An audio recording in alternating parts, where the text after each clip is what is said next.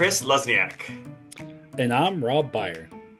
And this is the Debate Math Podcast, the show where we redefine what it means to debate in mathematics and education. Where multiple sides of ideas are explored, evidence matters, and we all grow and learn from hearing each other. Because the world and our classrooms are not binary. So let's dig into this month's debate.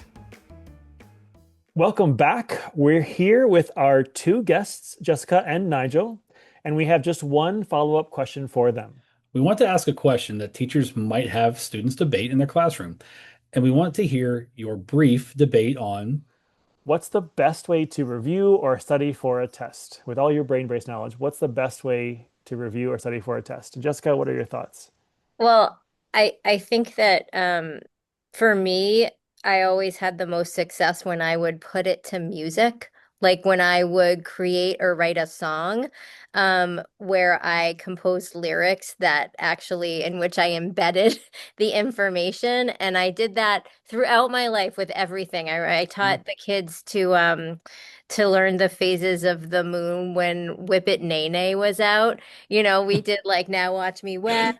Watch me Wayne, watch me wax. But so we did this whole thing, and like there's something about music, which is very mathematical, by the way, that allows us to access information differently, and it's novel, and kids love music. So my children love Taylor Swift, so I'd be like, take your favorite Taylor Swift song, put some of the things that you need to learn to the tune of the Taylor Swift song, and I think that you'll be able to remember it better. Mm-hmm.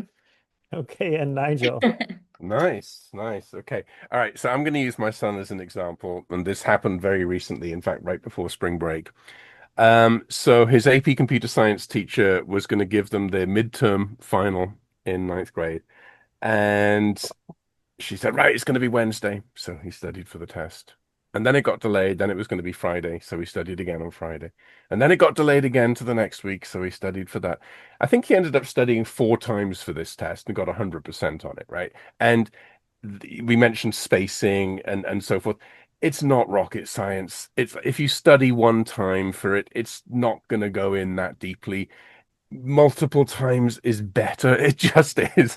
And the fact that he basically did this thing 4 times over several days, and suddenly he was like, oh, the test was so much easier than I thought it was going to be. Yeah, because at that point you had it down, right? And it's such a boring answer, but I just saw it work, right? So I don't know whether that was her strategy, whether it was an intentional thing of going, it's going to be this day, and then sort of delaying it. But whatever it was, it ended up working, certainly for him, because he did actually study for it each time. But yeah, there's, at the end of the day, sometimes repetition is actually a very powerful piece of it.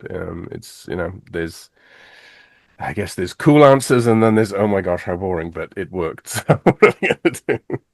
Wonderful, thank you. To learn more about incorporating debate activities into your math classroom, go to luzniak.com/podcast to sign up for my mailing list, learn more about debate math, and connect with resources you could use in your classroom today. That's luzniak.com/podcast. Feel free to reach out to us with comments and questions on debatemath.com, or follow us on social media at debatemath or at debatemathpod on Twitter. And don't forget that you can text us with your thoughts on any of the debates too.